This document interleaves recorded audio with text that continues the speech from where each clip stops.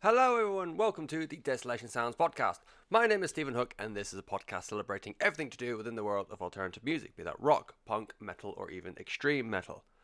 I'm coming off the back of a cold, because what else do you get when it's 31 degrees outside? So I might sound a bit haggard. I feel kind of haggard. That's it, really. Coming up on this week's show, we've got album reviews from Petrol Girls, Killswitch Engage, and the collaborative album between Pijn and Conjurer, and we're just fucking loads of new music from the likes of Alcest, Refused, Mike Patton, and Stray from the Path, and even a little like Lemmy treasure trove or hidden treasure. I think hidden treasure is better. From Lemmy, that man we knew. Oh, I miss Lemmy. But we're going to start with the news, and there's only one bit of news that I could find, and that's kind of a cool one, actually. Slipknot look like they're going to be releasing the B-sides to All Hope Is Gone, their 2008 album, which is slowly unraveled to being a very cursed album. Clown has said that first Clown came out and said they expect it to be released during the We Are Not Your Kind touring cycle, and that it has a bit more of a psychedelic vibe to him. I think it's where, when they were recording, they sort of split into two because they had a bit of a falling out. And I think it's Clown, Sid, Jim, and Corey. I think the four that split off and then just did these songs which are very like unslipknot and wasn't really befitting of All Hope Is Gone. Excuse me. And that's why never saw the light of day.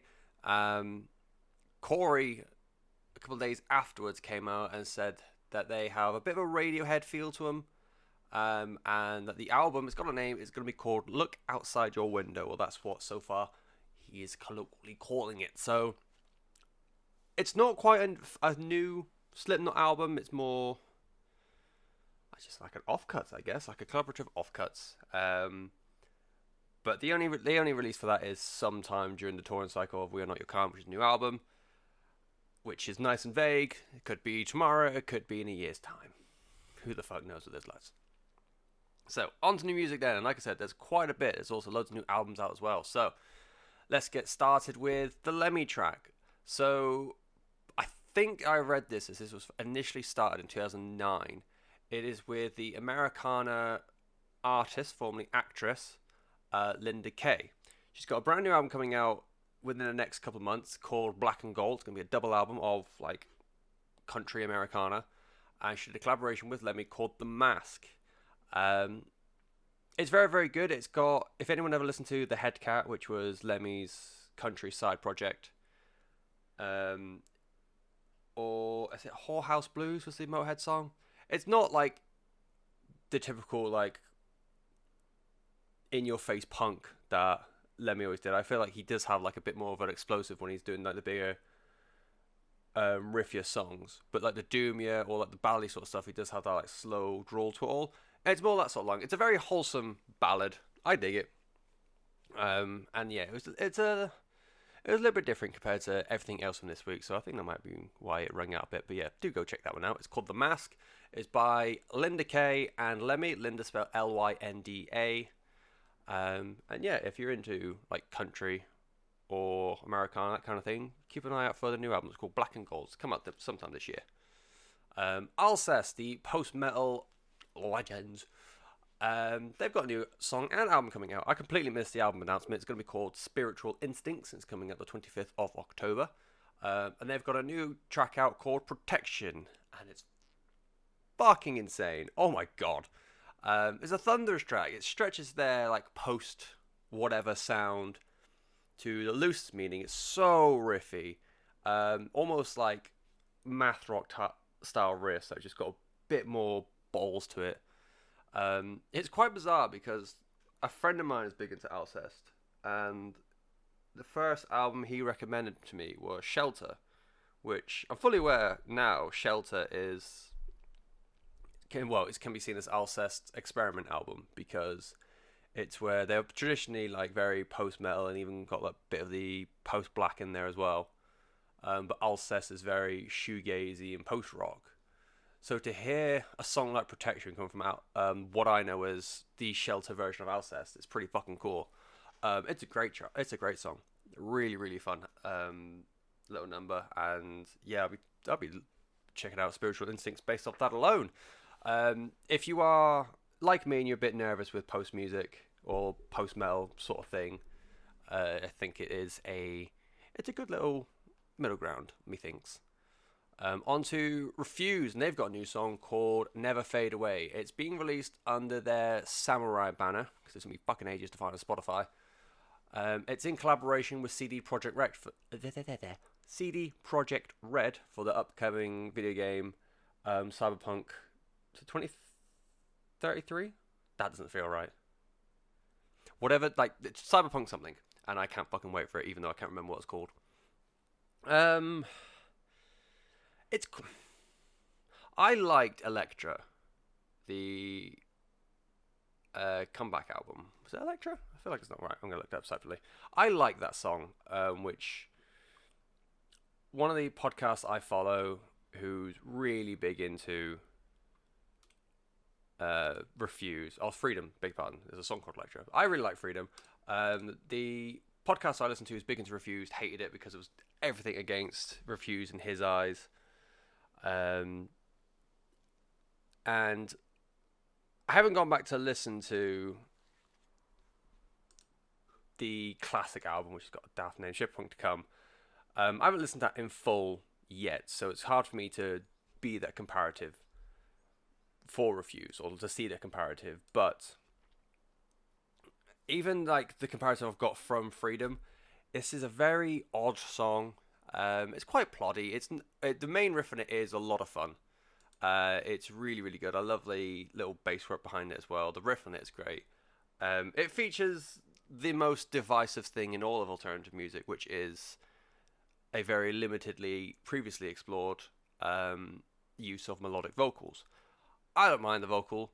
It's quite clean on the chorus. It's something different, but it's just the song is just very, very okay. It's not bad. It's just very, very average. And I hope it's just down to limitations of it going into a video game. Because I know, even though Cyberpunk is going to be quite expansive and like have a lot of things going into it, and musicians before have put a lot of themselves into the music for video games. My key example would be Avenged Sevenfold. I just hope they've like toned it down because it's got to go into a video game, or it's got to fit. They've already said that it's got to fit the narrative of the game that they've been set by CDPR.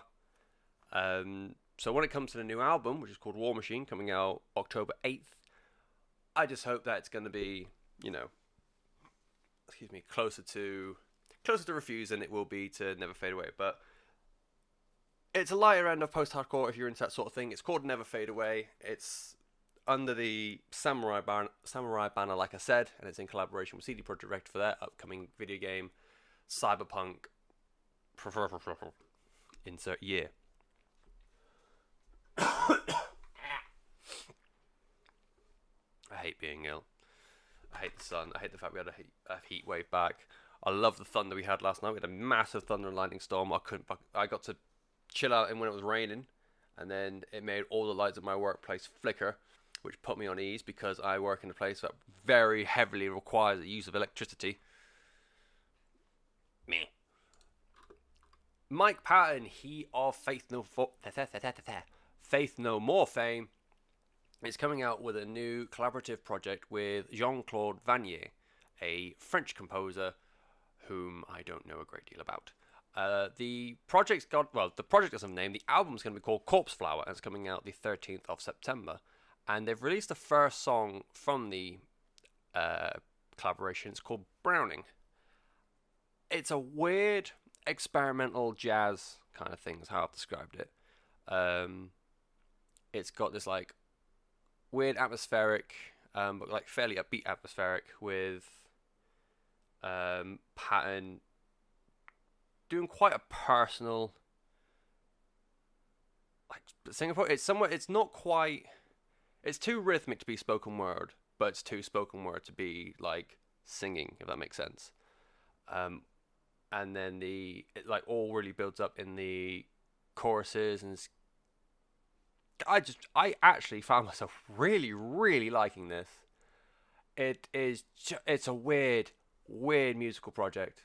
Um, and again, he's superimposing, and it's super personal. How like it just feels like he's right up to the microphone and just breathing. I don't know how bad that's gonna sound when it comes down to it. That's for you to you lot to figure out.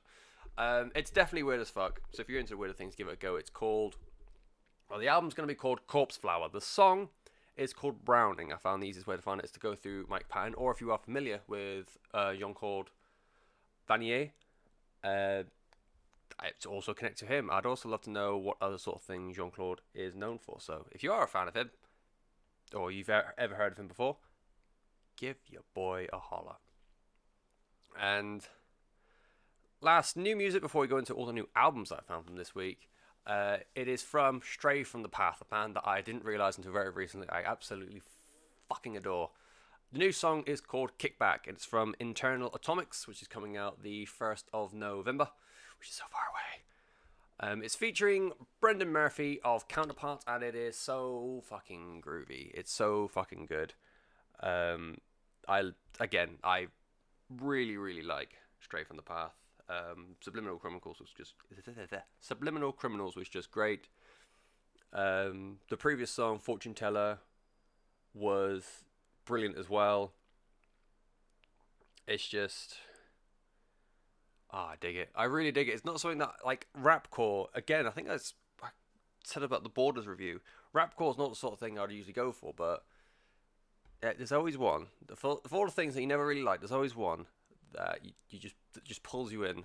And in my case, apparently, Stray from the Path. Again, the song's called Kickback, and it's from the album Internal Atomics, coming out the 1st of November. Yeah, it's under the mononym or mononym. That's not right. Under the heading of party hardcore, in my opinion. So it's good. It's a fun time. It's just a fun time. That's not a fun time. New albums this week. We'll start off small and then get to one that I'm really, really excited about. First off, we're looking at Silvertomb and their album Edge of Existence. It's coming out the 1st of November, and you might be thinking, who the fuck Silvertomb? Silvertomb is a brand new supergroup made from members of Typo Negative, Danzig, Agnostic Front, and etc. The full lineup is Kenny Hickey from Typo Negative and Seventh Void, Johnny Kelly, also formerly of Typo and Danzig, Joseph James from Agnostic Front, Hank Hell from Seventh Void, and Aaron Hughes from Empyreon. It's a very slow, doomy kind of crawler with, I don't know if it's just Kenny's vocal style, but it's quite a hard rock snarl in there with the occasional like gothic little bit of synth in the background. I can kind of see what they're going for, trying to bring in the like uber spooky typo-ness back. Personally, I prefer it in A Pale Horse Named Death, but if you're into the doomy sort of stuff, go. It's called Silvertomb, all one word, and the album is going to be called Edge of Existence, coming out the 1st of November. Next, it is Disciples of Verity with their new song Worthy, part of the album Pragmatic Sanction. It's coming, all I've been told, look at me, all I've read is that it's coming out sometime winter of this year. And again, another supergroup. It's made up of Corey Glover from Living Colour, Corey Pierce from God Forbid, George Pond from Negative Sky, and Mark Monjoy from Sekond Skyn, and Danny Puma, again, from Negative Sky. Musically, I don't even know how I would describe this. Very groove metal, with not like the slowed down kind of groove that you get from, say, Pantera, or like the more well-known Pantera catalogue. It's loads more upbeat. It's got like a bit of a synth in the background, I guess. I don't really know how to describe it. All I know is I fucking love this. I really, really enjoyed this. The song itself, Worthy, features Jeff Loomis of Arch Enemy and Nevermore as a guest. Glover sounds incredible with this like dark music scape behind him, and the synths and the melodies work really well with him on the chorus. If you're unfamiliar with Corey Glover, or the name Living Color doesn't really ring a bell, if you've ever heard the song, which you will have done because it gets played everywhere, Color Personality, any wrestling fans will know that song as well. It is the lead singer from that band. And so imagine that vocalist. Go away. Imagine that vocalist in front of.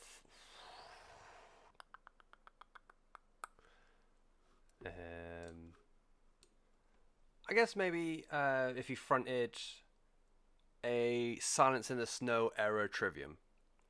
That's what I'm going to go for.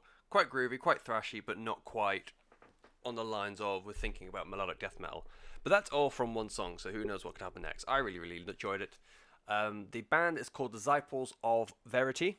The album's going to be called Pragmatic Sanction, and the song you want to look for is called Worthy. It's all jolly good stuff.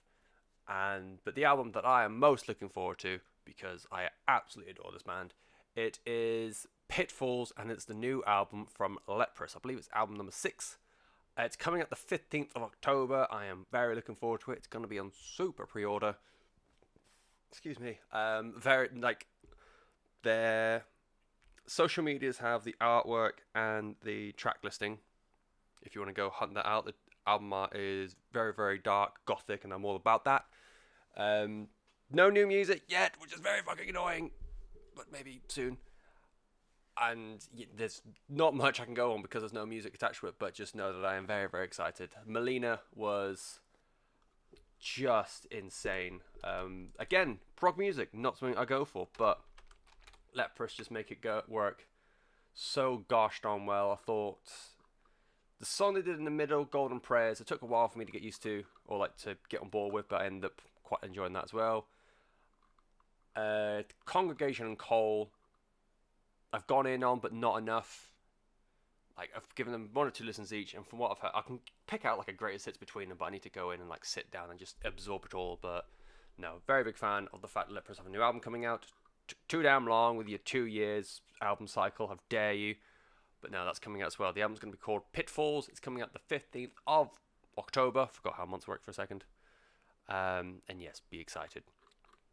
On to then album reviews. We're going to start with Petrol Girls and their second album, Cut and Stitch. They are an amalgamation of many different countries, hosting members from Austria, Lithuania, and here in Blighty.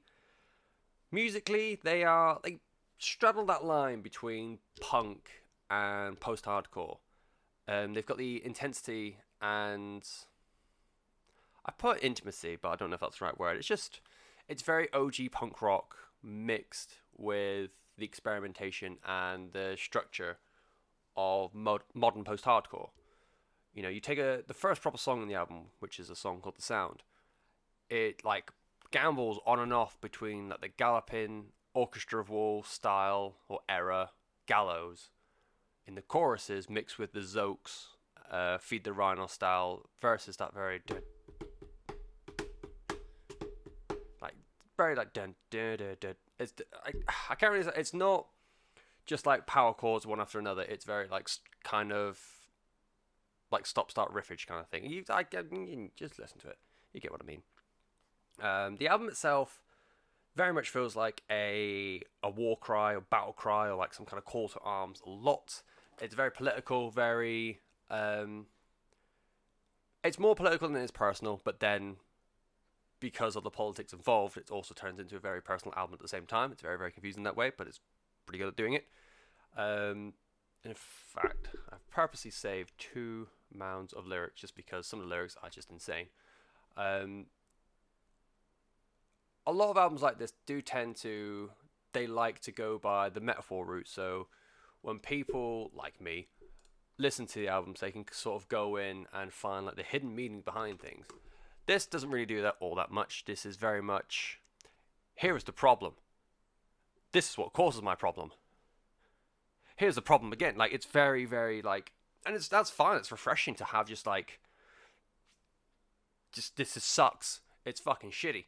On the song Big Mouth, what was the lyric that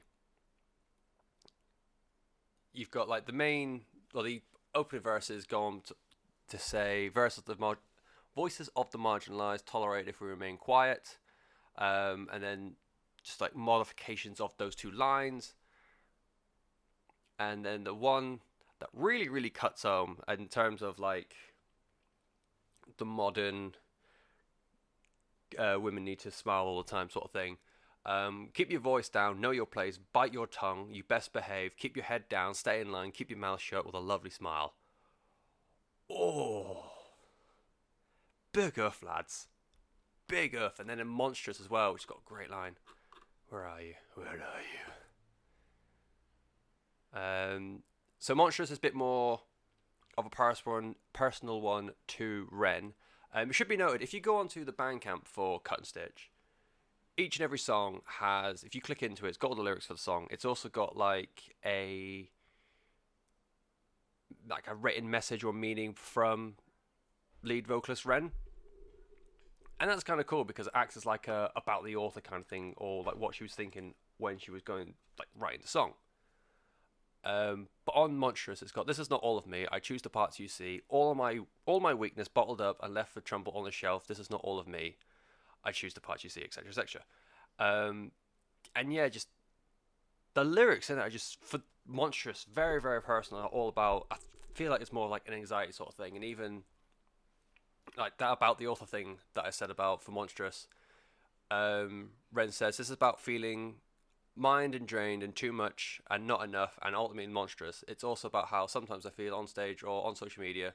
Sometimes I find fronting a feminist band too much pressure from too many different directions."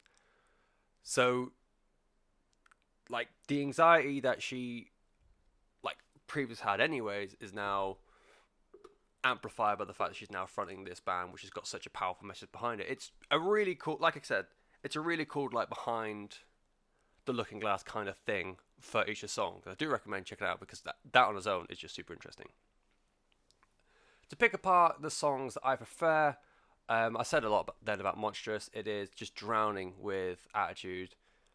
It's almost like a sarcastic execution on like the influx she puts onto, like when it says "I choose the parts you see." I can't do the influx at the moment because my throat is fucked. But it's got "I choose," but you know, more. I can't. I described it as a very Stone Cold Steve Austin kind of song.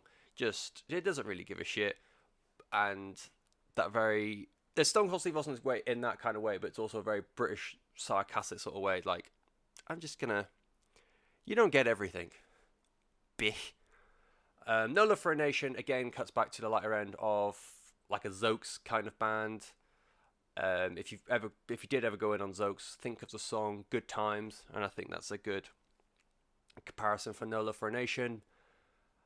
Burn has the Petrol Girls, the Petrol Girls gruff on top of what feels like almost like a La Dispute, half spoken word, half singing kind of thing, along with that La Dispute kind of chord progression.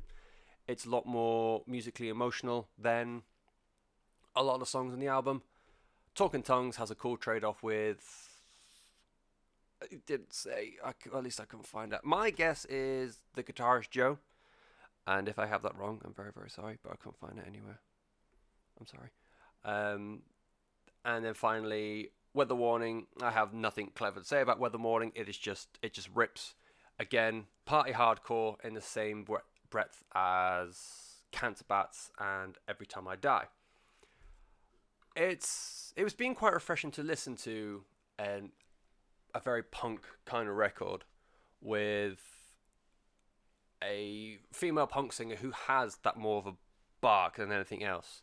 If you take a band like Milk Teeth, Becky's vocals, they're very, very clean. They're grungy and like very gravelly, but ultimately I think they do sit on the more clean side. Fucking hell, why did I struggle? The more cleany side of like just vocal execution. Die Mannequin from way back in the day. I say that probably like 15 years ago now. They're probably the closest I thought about, but Die Mannequin, I think they did well back in Canada, which I think where they were from, but otherwise they just didn't do all that great, which is sad because I thought they were quite good. I'll say that was the closest. You got like bands like the Distillers, Fit for Rivals, Interrupters, whenever like they have that kind of punk, they more just have like a very low gravel kind of voice, which I wish I had all the time instead of whenever I'm sick, because I sound like, now I sound just pathetic, but when I've got a proper throat infection, I sound chill as fuck. So yeah, having that like old school punk bark is really, really nice. A lot of people went on about the drumming from Zoc on the album. I want to throw my 2 cents in there. It's fucking great. He does a fucking great job on this. Fucking high five to that boy. In terms of critique, I just found it quite difficult for the album to maintain momentum. Like, there's a lot of interlude tracks with that just give the album more depth, which, if you're trying to say one continual story like a prog album or like a shoegazy sort of thing, or like whatever, if it's got a continual narrative, you know, it's okay. It's not for me, but it's okay because it builds up that emotion. It like maintains the setting and that kind of thing. But an album like this, where each song feels like they're telling their own story and like they could exist independent of the album, it kind of just feels like a lot of work. You've got to like keep bringing yourself up and down. Like within the first half of the album, so 15 tracks, by track 7, you've only heard, 4 songs. You've got 2 interludes and you've got the intro track. You know, people go for that sort of things. I'm not one of them. That's why I bring it up. But, you know, I found it quite difficult to like keep myself going at times. And this isn't really much more of a critique. It's more like just what I prefer in music. The political... fuck me. What was that? The political message behind it all. I struggle to find the ways of saying this without sounding like an asshole, so I'm probably going to sound like an asshole. And for that, I apologise. It's nothing against Pet Girls or what they're singing about. It's just, I'm an asshole. If a song masks its political message behind metaphors or lyrics that I can't understand, like a death metal growl or a black metal shriek, that kind of thing, when I later find out the meaning, I'm like, oh, you got me, kid. Oh, you scoundrel. And I prefer that. That's all it is. It's not to say like this album is shit because it's very up in your face. Every now and again you need an album that tells you to your face. Just fucking fix shit. It's all fucked. You know? And again, nothing wrong with that. It's perfectly fine. I think it's a great idea. It's just not for me. It's personal preference. And I don't know if that's because I can't do anything about it because I'm a giant neckbeard. You know, like if a band sings about, oh, the planet's dying, like, I've gone vegetarian, I recycle more. You hear a band sing about mental illness, you can read, and I've heard loads of shit on social media about how to support people better. Almost pretty for desk. The steps you can do to fix, to like help people and like fix things. But when it comes to politics, I can't climb the fucking political ladder. I can barely climb the retail management ladder. And in terms of feminism, what am I supposed to do about that? I can't run around women until they start being oppressed and help them. That's just going to open a whole world of different issues. So, I can't think of it. It's an album. It's an album that needs to exist. Absolutely. And I genuinely believe that there's going to be someone who listens to this album and it's going to change their lives. It's either going to be, I'm not the only one that has to suffer like this. These guys, are collective guys. These guys are singing about problems that I have, so I'm not alone. There's other people who are into this band who feel the same way, support, connections, yada yada. Or it's going to be like an empowerment to themselves. This is going to change someone's life, I think. I just feel like it's one of those albums. But I'm a straight white guy from England. I'm the wrong demographic. It's not to say it's not great. It's, if you like old school for fuck's sake, old school punk with a modern day hardcore filter, do check this out. If you are a fan of Gouge Away, Brutus, or Zoaks, I'm gonna throw them in there as well if I ever learn how to talk proper. The album's called Cut and Stitch. It's by Petrol Girls. It is out now on... What label is it? I don't know. It's probably got a label. It's really good. Go find it, because, again, I am probably the wrong person to review this kind of music, but just know it's a big one. I feel like I balls that up. Do you feel like I balls that up? Because I feel like I balls that up. On to Killswitch Engage now. This is album number 8 from the Westfield, Massachusetts lads. I think everyone by now knows what kind of music Killswitch Engage do. They are the epitome of modern day metalcore. It all goes back to them. It is, you know, the melodic death metal riffs, the hardcore punk structure. Excuse me. And if you go to songs like As Sure the Sun Will Rise and Ravenous, you will find out why they've been, why I'm dying inside, and why I've christened them the godfathers of metalcore for this review. Excuse me. In terms of the album as a whole, Jesse sounds the best he has ever sounded. Before, the high shrieks sometimes sound like he was struggling a bit, or they almost sounded painful. But now he hits them with so much force and so much comfort, and it feels more natural to him now, post throat surgery. I believe he had a cyst or a polyp on a part of his throat, which looked dicey for a while, but he's coming back and he sounds fucking amazing. This is an album all about overcoming personal issues, because Jesse's life has been all about overcoming personal issues recently. I believe on top of the throat surgery and the window of time where it's like, we don't know if you can come back to singing, or like, just, you know, that's fun for you to think about. I believe he split from his wife of many years, and there's a few other bits going on, unfortunately, in Jesse's life. But the personal issues that he's found have bled into the album and in his writing. The obvious example tracks are I Am Broken Too, which is one of the singles, Take Control, and I Can't Be the Only One.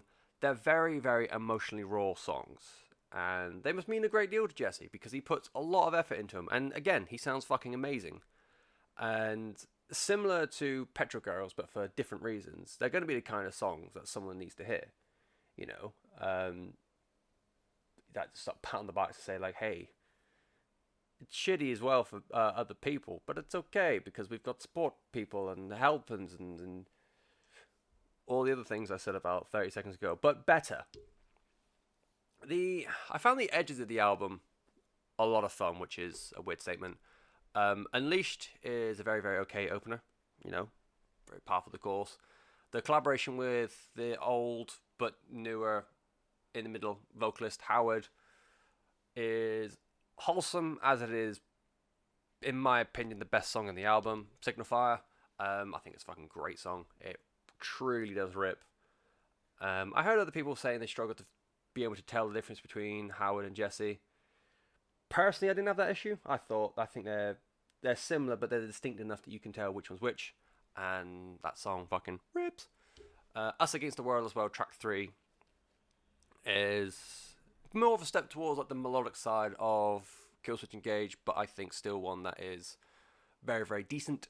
And then the other end of the scale, you've got I Can't Be the Only One, which is, of the 3 personal tracks I said about a minute ago, definitely my favourite one. Very easy favourite one. I don't know what it was, but it just appealed to me more. And then the closer, Bite the Hand That Feeds, is just an absolute rager. Just goes full hardcore with mass amounts of metal over the top. And yeah, I thought like I said, start and end were very good. The middle was just very mundane and very par for the course. And it sounds like a cop-out, but that's kind of it. Like, I really couldn't think of much to say about it. It's a very middle-of-the-road kind of album. You know, and it's weird because I make no bones about the podcast I listen to, and they're very music-based, and they do review albums, and they have reviewed this. And I tried very hard not to have, like, basically word-for-word copy of their opinions, but it was more of a case of listening to them and saying like, you know, it's nothing new. It was more of a relief that it wasn't just me not getting one of the biggest bands in metal.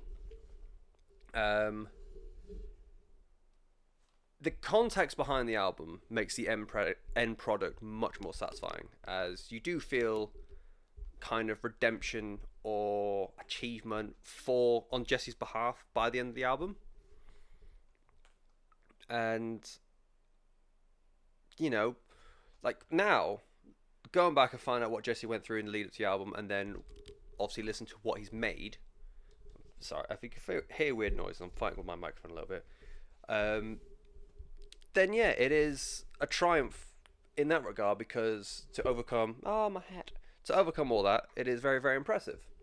But in terms of just an album on its own, I just thought, like, taking it for what it is, Killswitch Engage fans and metalcore fans will just fall in love with this album, because, you know, it's everything they should want from a modern Killswitch album or a modern metalcore album. But I don't see this as the album to bring in a new generation of Killswitch fans. I still think that will belong to Disarmed Descent, which, as it is now, is 6 years old, but that's where I think a lot of the newer generation will go to, or where they should go to after hearing anything modern Killswitchy. I'm really, really struggling with this microphone, aren't I? Please, I just want to lay back in my chair. I haven't done a for fans off kind of thing for Killswitch. I'm just going to sit back up because like a normal human being, because I'm obviously not winning. Yeah, I haven't done a for fans off for the Killswitch album. Oh no, it's raining. I've got to go to work soon. Fuck's sake. Purely because if you like any spectrum of metalcore, the bastardized version of what it is now, where it's just like breakdowns until you die, or even the more like gruffier end of like metallic hardcore, I think alongside, so that side of things, it will never end up back at Converge, but at some point anything in metalcore will go back to Killswitch Engage. So do recommend giving it a go if you like anything to go with metalcore. It is, you know, it's Killswitch. It's me saying there's nothing new for a band that are still very, very good. You know, which doesn't sound like a good thing, but it's fucking Killswitch Engage. There's a reason why when metalcore was in the absolute toilet a couple of years ago, people were still dead excited about new Killswitch, and were fucking flipping their lids when Jesse came back to the band in, what was it, 2012? So there's something there.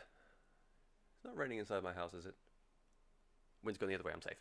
So that was Killswitch Engage. It is their 8th album. It's called Atonement. Yeah, everything I just said about metalcore. If you like it, go for it. If not, fuck you. Buzz buzz? Is that my phone telling me I need to go to work? Cool, let's blast out this last review really, really quick. Like, oh, it's the biggest one. Your boy's going to be late for work. It is the collaborative album by Pijn, Not Pigeon, and Conjurer. It's called Curse These Metal Hands. They are an amalgamation of Manchester post-metal and rugby sludge metal. Rugby the place, not the sport, although I did have to clarify. It was initially started or like brought upon as a collab for Arctangent Festival last year. And from its, I found it, I was expecting to be a proper banter kind of album. It formed in a festival party atmosphere.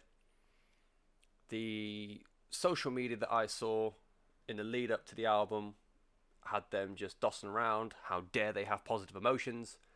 They've been baiting Baroness with memes, and it's named after a Peep show reference. So it is just an expectingly daft situation that, well, certainly I was expecting from the album, but boy, oh, am I wrong, because this is just as flushed out as each band's core output. You know, it seems like they put a lot of effort into this to make it worthwhile for, like, because they obviously putting both their names on it. It isn't just like a party project to them. This is something that they feel quite intensely about. And it is it is. I found it quite captivating. I feel like I must have said about post metal before. It's all the same reasons as prog. I just find it can be quite, get on with it kind of thing. Excuse you. And I kind of had that worry when High Spirits came out, because first couple listens I gave it, it was just quite slow, very very like broad, atmospherically, quite high end. I was like, it's just okay. And then like the bigger parts of the song kick in, like clockwork, tasty. The bigger parts of the song kick in, it gets a lot more intense, and then after a few listens, for my puny, diminutive mind, High Spirits now is now an absolute fucking gem. It kind of feels like an opera with acts. It starts somber and it starts off calm, and it gets to like the chunky riffs, the big growls, and the double bass kicks, all kicking in the middle, and then you do get a feeling of summation for the finale. And to me, it gets a little mastodon-y at times in the vocal as well. But High Spirits is a fucking cracker of a song. And from there, goes into the Paul. And it kind of does the inverse. It starts off and ends quite intense and quite chunky, with a delicate center. It's like an armadillo. Soft on the outside, crunch on the inside. So shit. Other way around. Fuck my analogy. Soft on the inside, crunch on the outside. Like how mum used to make roast potatoes. Fuck! It would have been cool if I said that right first time. It's good for post whatever projects to mix things up. The A Swarm of the Sun album I did at the start of the year had 3 songs on it, and they all kind of follow the same blueprint of a very slow, dramatic build to where it's like the finale of it is very post-metal and sounding incredible, but getting there was like a 5, 6, 7 minute long journey before you had 3 or 4 minutes of just beatings in the face. Endeavour kind of sounds like a B-side from Maya, which was Conjurer's album last year. We'll go last year. And it's probably about as brutal as the album gets. It has a solid 10 out of 10 halfway through, which I am a total fan of. Always up for that. It sounds ridiculous, but they're just so much fun. They're fucking stupid, and they're great at the same time. And then you get to the ending song, Sunday, which I think it does well of opening that middle ground between High Spirits and the Paul. It flows out of Endeavour really, really well. And from there, it means it can go in literally any direction it wants. It can go back to like the heavy kind of things, or it can go like slow and meandering. It does inevitably go into the more gruffy side of things first, and gets quite intense before reverting back to a more ethereal math rock kind of sound to see off the song. Oh no, Ninos. And I think out of all the songs in the album, Sunday is the most deserving of those Baroness comparisons. I have very limited knowledge of Baroness, admittedly. So going mostly off Golden Grey, it's technical ranging hooks under a sludgy kind of visor, and that's kind of why I see the you know? One thing that I will say I absolutely loved about Sunday is just the outro riff. It's the one that gets like progressive house, like da-na-na-na. Oh, it fucking gets me every time. I really, really dig it. I really, really enjoyed that. It took me a while to get into it because of the style of music that it is. Again, post-metal doesn't agree with me because I got a puny man, punk rock, blah, blah, blah, blah. But inevitably, I did find myself really, really enjoying Curse's Metal Hands. It kept things interesting, and it kept my puny mind hooked and engaged and intrigued from all the little riffs and little shouty shouts that they do. And there's a lot of cool ideas inside it. Post whatever music universally have some of the best outros in music, and it's just some of the things like the big dramatic finale of post music songs is just I'm making movements with my hand but you can't see it, but just know they're very, very intense movements. I'd be very, very interested in a volume 2 kind of thing, or like a sequel or whatever. And I would just love like this kind of collaboration over traditional splits. Like, and I looked at, I'm gonna find the ones from that label as well. I looked at some of the ones that they could do, like collectively, and I did the same thing as Pine and Conjurer did. I made sure they stayed on the same label. So if you looked at Hassel Records, you could do Petrol Girls and Brutus.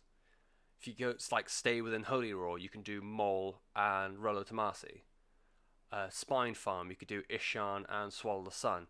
You could, from Roadrunner, you could literally take any two bands and it would sound fucking insane. You know, you've got Slipknot and Code Orange. You've got Gojira and Slipknot. You've got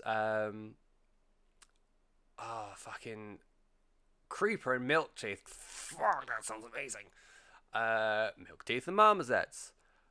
Cavell Attack and Fever 333, you know? I'm purposely leaving. Oh no, fuck that. Cavell Attack and Turnstile. Oh yeah. And I'm purposely leaving behind Amity Affliction and Theory of a Dead Man. They can.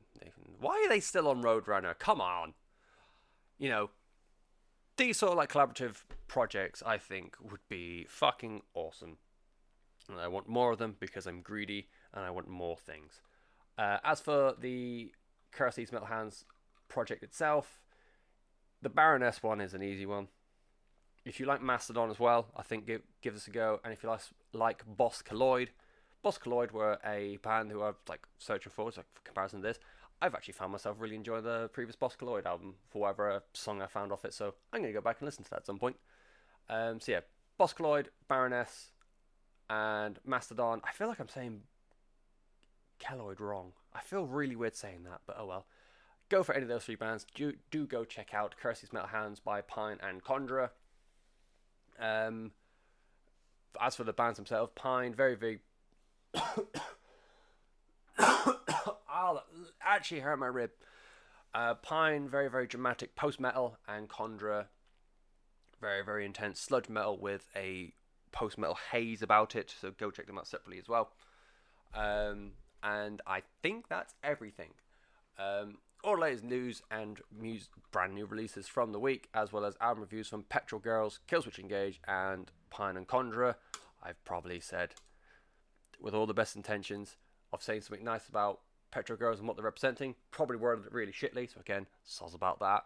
Next week, I'm hoping to have Knocked Loose and finally get that Ithaca album listened to. I don't know why, it's mathcore. I need a little bit more time with it. And we're also going to have an album from Numenorion. I think it's the second one. Numenorion.